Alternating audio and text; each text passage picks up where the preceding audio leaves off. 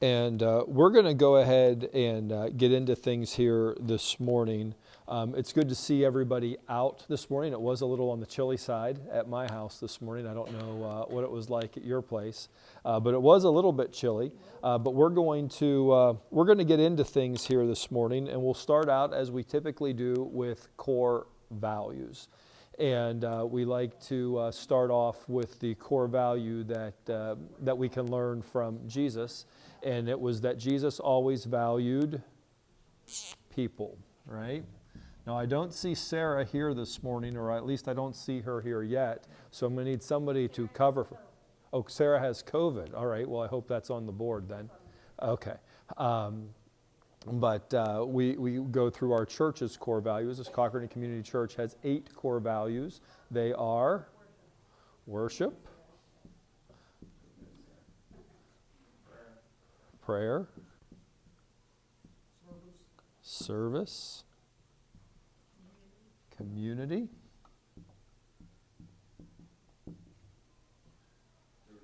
stewardship,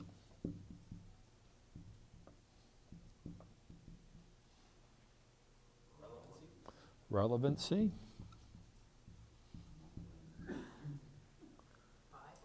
Bible, outreach.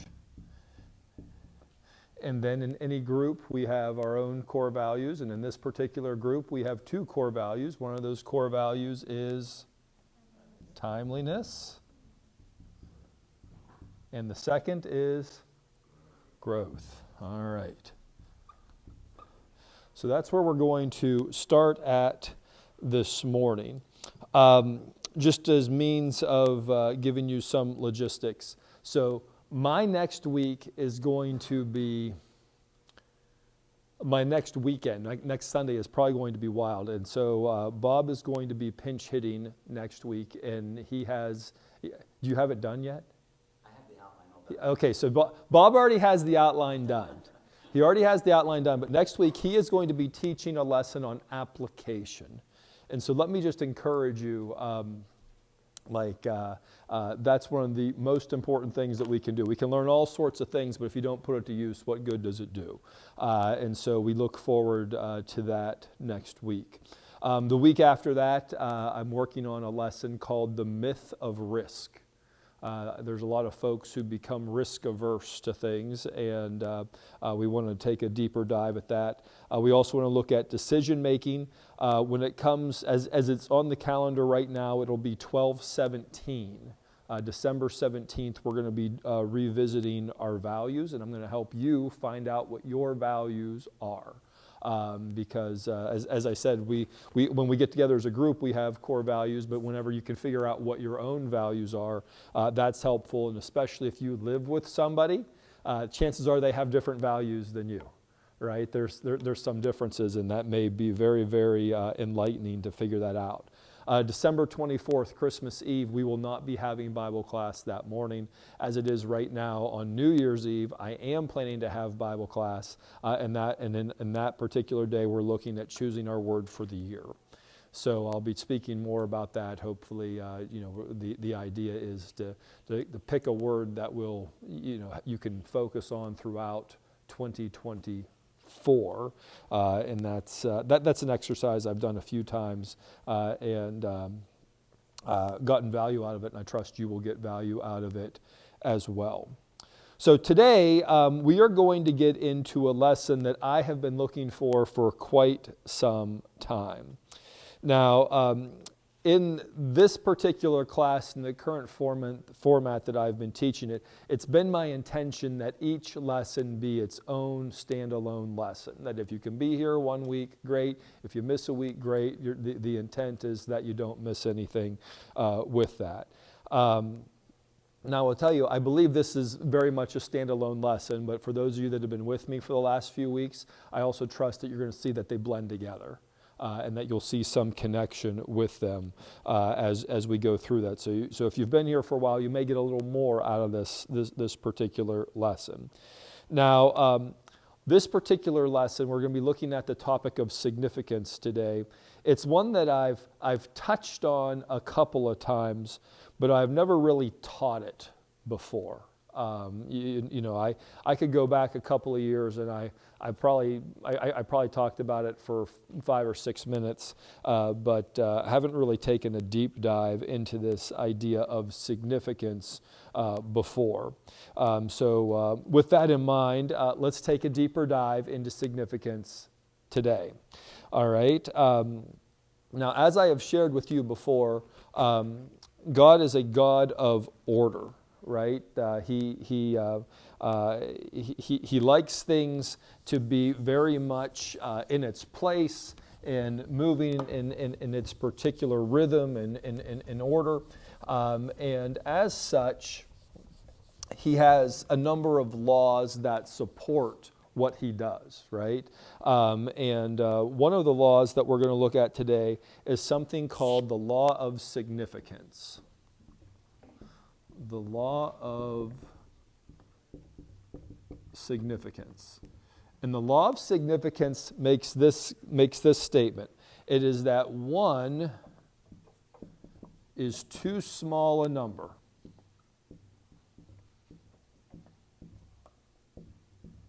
to achieve greatness.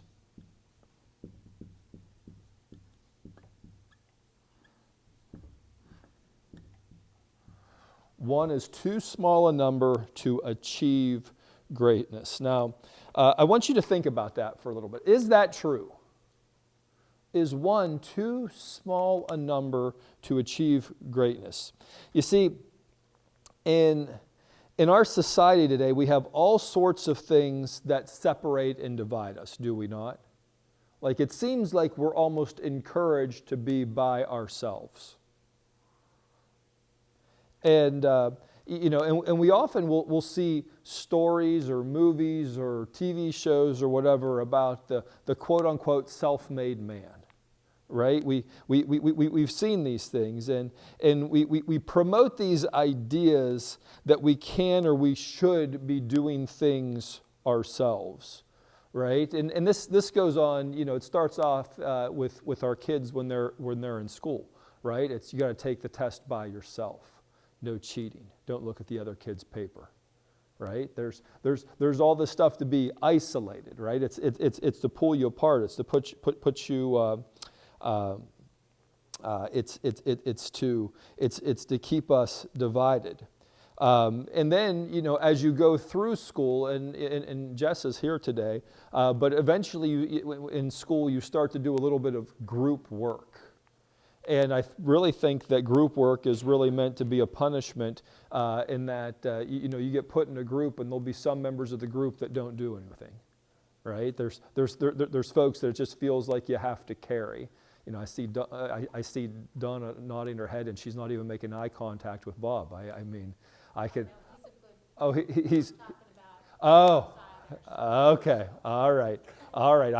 I was inferring that. Like, I didn't even make eye contact with Trace when I said, some people are hard to carry. Like, I know I'm hard to carry. I'm heavy, right? But it seems that there's a lot that happens in our world today that just seems to emphasize this idea that you should be able to do everything yourself well. Does that resonate with anybody? That's what I've seen. And, it seems that we live under this myth, and it's the myth that one person can or should do it all, right? The reality is that great things are done by teams, and they are done by many people working together to do something great. Now, when we decide to accept this truth, we open ourselves up to fantastic possibilities. There are no problems that together we can't solve. And this is the impact and this is the application of community. So for those of you that were here last week for the lesson on community, there's the opportunity in community for us to do some really significant things. Now, teams involve more people, and more people bring more resources. We're able to bring other things together. It brings together more ideas. It brings together more energy than any one person could produce on their own. when we bring people together, when we have a team, it's going to maximize the strengths and it's going to minimize the weaknesses, right? Because now, anybody else here have weaknesses? I got a lot, like, actually. Right? You know, I got a lot of weaknesses. I need a lot of help, right? I need folks around me that can help make these things go. So when we get a lot of people together, what it does is it brings multiple perspectives on how to do things, and it can help us come up with new ways to achieve our goals. It can help us make more thorough and more efficient plans to achieve those goals. So while, as we start to think about that, you may say, well, yeah, that makes sense. Something still stands in our way, does it not? You know, in spite of knowing these things, there's a lot of people that still choose to stay alone. There's people that do that. We choose to say, there's something that needs to be done, but I'm going to let somebody else do it. Right? You know, now why do we do this? And I have 4 reasons why we may, you know, sort of choose to sit it out. And the first one that I would give you is ego, right? Sometimes me gets in the way of we, right? It's like, well, I've got this attitude here, right? Some people are very insecure. Right? There's some people that are very much threatened by other people. You know, they get into a group, they're going to find out that, you know, I'm largely incompetent at most things in life, and as such, you know, it's going to change the way that they look at me. There's sometimes that we're sort of challenging a goal, and we think that it'll be easier, right? Sometimes it's like, well, wouldn't it be easy to do this? And you say, well, surely it would be easy to do this. And then you get in the middle of it and you find out that no, it is much more complicated. It is much more difficult than what you first thought it would be. And then the last reason I have is just your personal temperament, right? You may not necessarily be a people person. You may have a hard time getting along with other people. Or other people may have a hard time getting along with you, right? It's a two-way street. When it comes down to it, nobody is a whole team. Nobody is a whole team. We need each other. And you know what? That's very much how God designed us. God designed us to need each other. And you don't have to go very far into Scripture to see this truth illustrated. In fact, I would suggest to you, if you go to the book of Genesis chapter 4, you get to verse 2. It's actually the second half of verse 2. It reads, "Now Abel kept flocks, and Cain worked the soil." Now, you can read this as a story, and you can blow by that sentence very, very quickly, but it said that Abel kept flocks, and Cain worked the soil. We have these brothers, and one of them's a shepherd, and the other's a farmer, right? By working together, they would be able to meet more needs than what they would be able to do so separately, right? But by doing both, they now have food and clothing. By working together, they now have meat and potatoes, right? You know, that's what they have by being able to work together, that they're able to do significantly more together than they can apart. And God designed us to work together, and He designed us to depend on one another. Now, how comfortable does that make you feel today? Somebody like having to depend on somebody else? It can be a little bit uncomfortable, can it not? So, what I wanted to do is I wanted to help us just sort of unpack significance, and I want to give you a couple of, I think I got 4 or 5 different ideas here about, maybe it's 3. I have 3 ideas about significance, and one of which is this, is it promotes collaboration.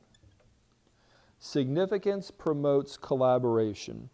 You see, in life, we often encounter challenges and opportunities that are beyond anything that we would be able to do ourselves. It's only by collaborating and working with others that it will allow us to achieve these things we seek to achieve. I'll tell you this particular story, and I think I've shared this with you a little bit before, but when COVID first hit and we're in the lockdowns and there's different things, and one of the things that happened was that kids were doing school from home, but Sunlight was reopening. And every day there was a new volume. I'm not going to say it was a new chapter. I'm going to say it was a new volume of stuff about what you had to do, what you could do, what you couldn't do, whatever. And Trace would come home and she'd be very much frazzled. And one of the things that we did is we started having dinner with my mom and dad on Tuesday nights and Wednesday nights. And I may have shared this with you before. Now, for those of you that don't know where I live, I literally still live right next door to my mom and dad. So it's not like it's a big deal. But what we did is we started going next door to my mom and dad's house on Tuesday, and my mom and dad would come over and have dinner with us on Wednesday. You know, we collaborated, and you know what? It met the initial need. It was really nice to be able to do that, but something significant happened from that. Relationships developed and grew and expanded, and we now have a whole list of stories. We have a whole list of funny encounters that have happened, and that wouldn't have happened. There's something that's significant that happened just by collaborating, right? By getting people together. So understand this, there's the opportunity where collaboration helps support significance. Something else that will help support significance is clarification.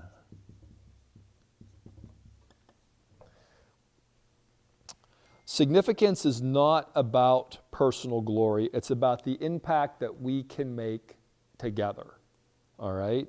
When we work as a team, our actions and our achievements become more significant than what any one of us would be able to do alone. And when we do that, it happens because when more people come together, there is so much more clarity. We're able to have multiple people come, and they're able to see things that other people can't see. Right? You know, there's things that'll stick out to you that won't stick out to me. And vice versa. There's things that I'm going to notice that you're not going to notice. And that's something that by collaborating, we get the added clarity that helps drive significance. And the last item I want to give you here, number 3, is companionship.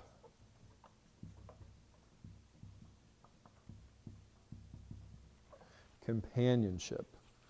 You know, if you think about a sports team or a successful business, there's no single player or employee that can win the game or achieve success by themselves. It takes this team effort. It takes this combined effort. It takes a shared vision. It takes these things working together to be able to produce the significant results that you're setting out to do. And whenever you have the companionship, you know you're also going to face challenges. You're going to face adversity. You're going to face these different things. And when you have companionship, you're also going to have built-in encouragement. You're going to have built-in support. That whenever you're having a tough day, there's people that are going to be able to come alongside you to help drive those things forward.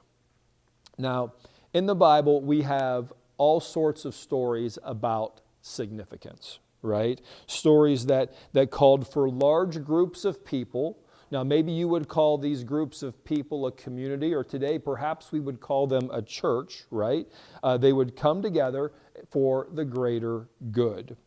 So we don't have to go too much farther in Genesis to find another significant story, right?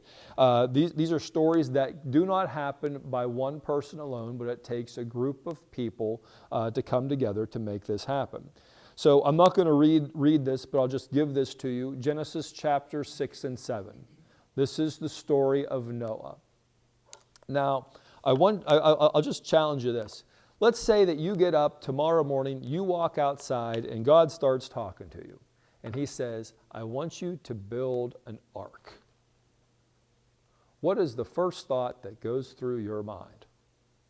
Well, maybe what's the second thought? The first thought may be some level of disbelief, right? You know, there may be some challenge there, but you know, it's like I'm going to need some help to do this. You know, the Bible records that it took Noah 100 years to build the ark, right? He recognized that he had to get a lot of help to make that done. He had to collect resources. He had to go figure out, where am I going to get the wood from, and he's going to have to get how he's going to fasten it, where he's going to get the tools to build these things. And he had to enlist his family to help him put those things together. We go ahead into the book of Exodus. There's the story of Moses and his father-in-law. Let's read that story. It's in Exodus chapter 18, verses 13 through 26. It reads, The next day Moses took his seat to serve as judge for the people, and they stood around him from morning till evening. When his father-in-law saw all that Moses was doing for the people, he said, This is what you are doing for the people? Why do you alone sit as judge, while all these people stand around you from morning till evening? Moses answered him, Because the people come to me to seek God's will.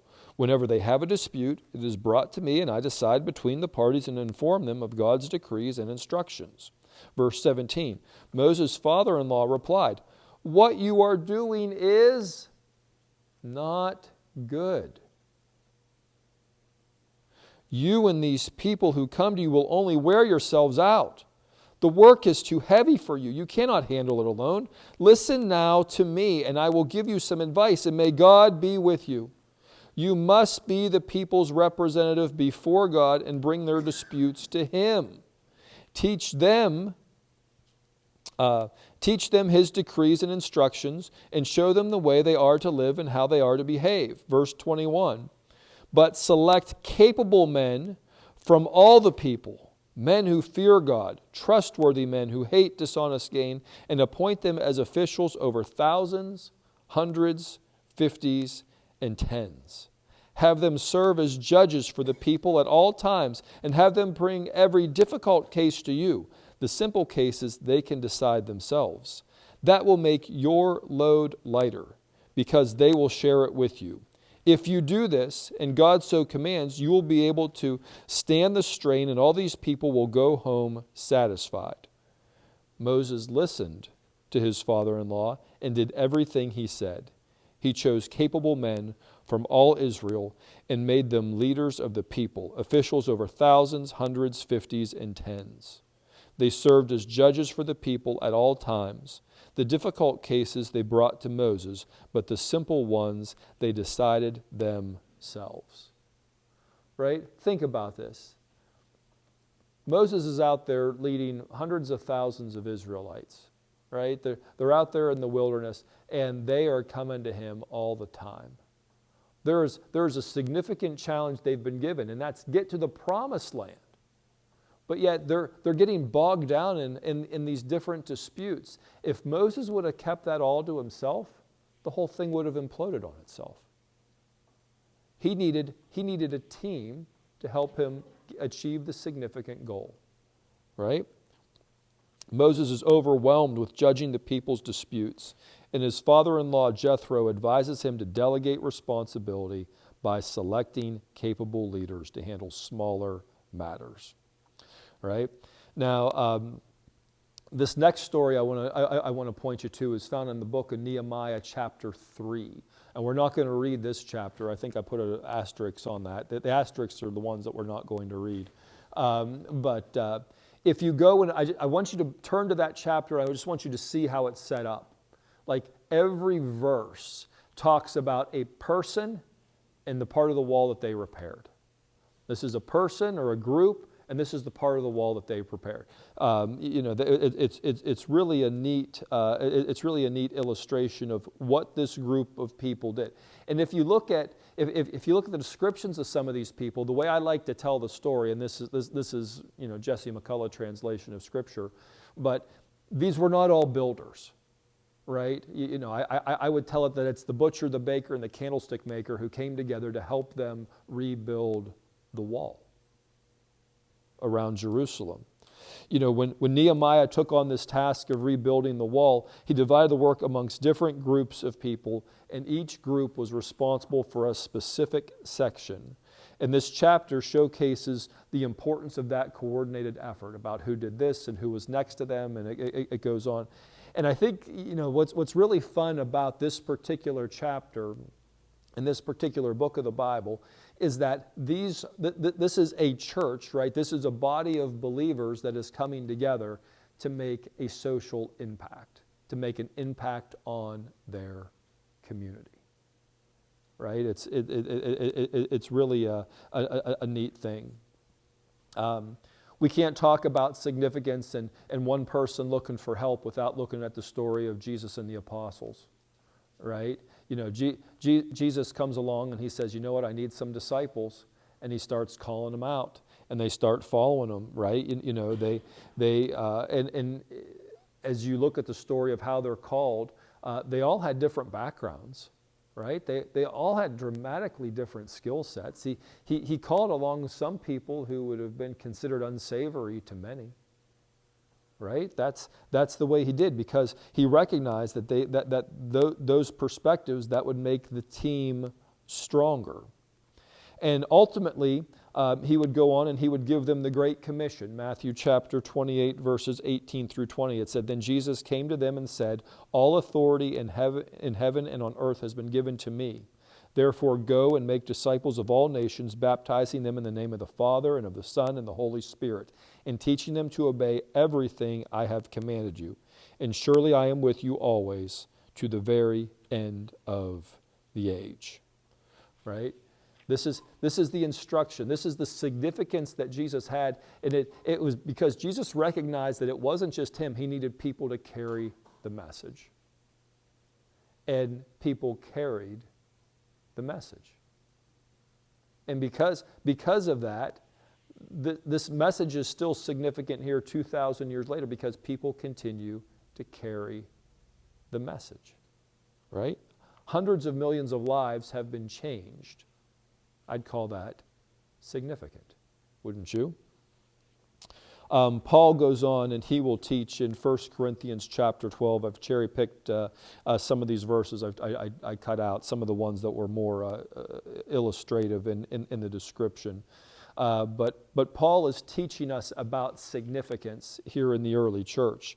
He says, "Just as a body, though one, has many parts, but all its many parts form one body, so it is with Christ." Jumping ahead to verse 14. "Even so the body is not made up of one part, but many." Verse 18. "But in fact God has placed the parts in the body, every one of them, just as He wanted them to be. If they were all one part, where would the body be? As it is, there are many parts, but one body." Verse 22. "Those parts of the body that seem to be weaker are indispensable. And the parts that we think are less honorable, we treat with special honor. And the parts that are unpresentable are treated with a special modesty, while our presentable parts need no special treatment. But God has put the body together, giving greater honor to the parts that lacked it, so that there would be no division in the body, but that all its parts would have equal concern for each other. If one part suffers, every part suffers with it.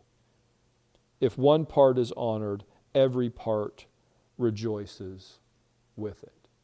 Right? And so Paul is talking about that because he says, you get a group of people together, you're going to have all sorts of different parts, are you not? Look around this room. We have different parts in this room. But just imagine the significant things that can be done when these parts work together. There's all sorts of special skills and talents and abilities and perspectives and experiences that can go in to make the work that we have set before us, those significant things, it makes it all the more attainable when we work together, when we are able to share those things. Now, we could go through in Scripture and find many other examples, but this is what I want. This is the takeaway I really want you to have today. We can see significance illustrated in these stories, and you can find others. And significance was available then, but I also want to remind you that significance is available now. Significance is available now. It's also available, it was available there, but I want you to know significance is available here. Significance is available here. So what does that mean for us? You know, I would like to remind you that this church has done some significant things, right? Last week, I was up here, and I was out of sorts last week because I had to shift everything forward, right, Laura? Because how many boxes? 446 boxes. Now, that's a record. Now, did I hear that there were more boxes that the youth group added to it? Or? No, that was with it. Okay, that was the grand total. Now, what you may not know, and I don't believe that there is photographic evidence, but you can't move 446 boxes easily. They loaded up an RV. I was not able to help. It was Amy and Linda I want you to think about that. I want you to think about that. An RV was brought in to load up Operation Christmas Child boxes. So that's a significant effort, right? Now, but it goes beyond that, right? There's a group of believers that got together because they wanted to send a significant message to some kids somewhere on this planet, and they wanted to tell them, you're worth it. That's the message. That's a significant message, is it not? That's a message we all like to hear, or we would all like to hear. You matter and you're worth it, right? Isn't it? A group of people got together and put together 446 Operation Christmas Child boxes to send them to kids who they will never meet. Never, right? And 61 more children than we did a year ago. So we went from 385 to 446, right? That is significant. And you know, why are we doing it? These are kids that we're never going to meet. It's because we recognize that they're worth it. And they're not worth it for anything other than to recognize that God said the world needs them, and He sent them here. He sent them here, right? And we honored the call. Right here in this community, we've been doing Camp for Kids for 30 plus years now. I don't know the exact number. I'm pretty sure we're over 30 now. 30 years is significant, is it not? Right? And through the work of countless hours by countless people using their talents and skills to serve kids, lives have been changed. Right? And you know what? Some of those lives that have been changed, they've gone on and they've changed lives too. They've changed lives too. That's significant, right? And you know what? I believe that there's even more significant ways that we will be able to impact our community. I believe that. I don't believe that that we're near the top. I'm going to suggest to you that we're still near the bottom of the significant role that we can impact here. I think we can have more impact, in number and in magnitude, right? I'm sure that the significance can go from here to here, and can go from here to here, right? I'm sure that those are things that are going to be available to us. So I would like to tune your thinking a little bit this morning, if I may, the same way that you would tune the radio in your car into a particular station. And I would like to tune your thinking into some holy significance this morning. And I want to invite you to be part of the significance of this church in this community, right? So I'm going to list off a couple of things for you to consider. Now, there's likely other things that you need to consider, but I think this is a reasonable place to start. Right? The first thing I want to invite you to consider this morning is, what do we need to have, or what needs to happen for us to have a significant vision? Right? We need to be able to see the things, to see the impact that we want to have. And the question that I would ask you is this: what breaks your heart and what breaks God's heart? What are those things that you see and you say, that's just not right? That's just not right. And when we start thinking about that, what that does is that brings us definition, and it brings us clarity, right? We're able to more clearly define the significant vision as we're able to articulate those things. And as more people come around to that, it's going to get more refined and more refined and more refined. Now, I will tell you this. I have come to realize that we may not each individually have a significant vision. There's some people that just haven't picked up on that yet. But if you don't have a significant vision, doesn't mean that you can't participate in a significant vision. Find those things that are around, and you can serve in some other ways. Another way that you will be able to support the efforts is with collaborative leadership.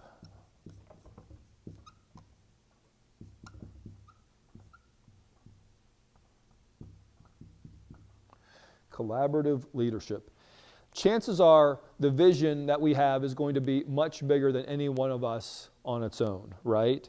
God puts fantastic dreams into our hearts. And these are dreams that can become very much paralyzing if it was solely on you, right? As I mentioned earlier, if you walked outside tomorrow morning and God said to you, hey, I need you to go build me an ark, you might become paralyzed. Right? You need to have other folks with you. We need other folks to come together to help lead us forward to make this, to help make these significant visions become a reality. And we need to be able to empower people who will share the vision and gain in commitment to those things that we are seeking to do. Now, something else you can do is with communication. There may be a significant vision, right? And what we need is we need to be able to get the word out. We need to be able to get the word out. Because what happens is that if people don't hear about it, they forget about it. Now, men, let me talk to you. Has the missus ever said something to you like, hey, it'd be really nice if you changed the light bulb somewhere in the house? Blink if this has ever happened to you. Okay, all right. Now, blink twice if you didn't do that right away and you had to be reminded. Okay, all right. All right, you're in a safe place here. You're in a safe place, right? What happens is, there's things that come across our plate, but if they're not communicated, they can be forgotten about, right? There can be a significant vision that we have, but if it's not repeated, if it's not clarified, if it's not reinforced, what happens? We can forget about it. It can dwindle, right? So something we can do is we can communicate it, right? We can talk about what's going on. We can talk about the progress, right? Something else we can do is we can listen, right? When we hear people that may have questions about what we're doing, that may help us further refine and revise the goal and the vision that we are seeking to make it to make sure that it stays on track. And these communications, when the advancements are made and when the clarifications are received, those are praises and prayer requests, right? Because we see the goal advancing. Next thing, resources. Any effort, any significant effort that we find ourselves in is going to need resources. And those resources may be internal, they may be external. They may be personal, they may be otherwise, right? And we need to be able to identify and pull together the diverse resources that we have available within our community to make these significant visions a reality, right? We need to recognize and leverage the unique skills and talents of the individuals within our church here to make sure that meaningful progress is made towards realizing that vision. And here's something that I want you to be open to, because this is one that, at least as I wrote this down yesterday, I thought this is one that I don't know people get. And it's that I think we need to be open to training and development. We need to recognize that if we're gonna go somewhere we haven't gone before, it means we're gonna have to do some things we haven't done before. Right? If we're going to go somewhere we haven't gone before, we're going to have to do some things we haven't done before. And if it's something you haven't done before, you may have to learn how to do it. Right? You know, a lot of times people will say, well, you know, we're doing this thing and, I guess this is a simplistic thing, and I won't make eye contact with Bob, but Bob actually taught me how to roll pie crust for chicken pies here a couple chicken pie events ago. Right? I had no clue how to do that. But here's the question for you. Are you willing to be trained? Are you willing to be trained? Now, I'm going to say for anybody in this room here today, the answer is yes, because truth be told, there's some level of training that's happening here right now. But I want to encourage you in your attitude to say, am I willing to be trained? Am I willing to learn something new to be part of a significant vision? And I think the answer is yes, but we may need to be able to encourage others on in that. Number 5, with all of this, we need encouragement. We need encouragement. We need encouragement from the progress. And we need to have encouragement for the learnings, right? And learning, that's just a fancy way of saying how we react and respond to the adversity that comes up as we try to advance this significant vision, right? Because it's not all going to go smooth. You know, there was one day that Noah got up to build the ark and he didn't feel like it. Right? You know, there's one day that the order of lumber didn't show up on time. Right? You know, there was different things that you had to deal with. Right? So we need to recognize and celebrate milestones, and we need to we need to be encouraged whenever we adapt based on the challenges and setbacks that we face. Now, I have presented this concept of significance as far as something that we can do as a church body, right?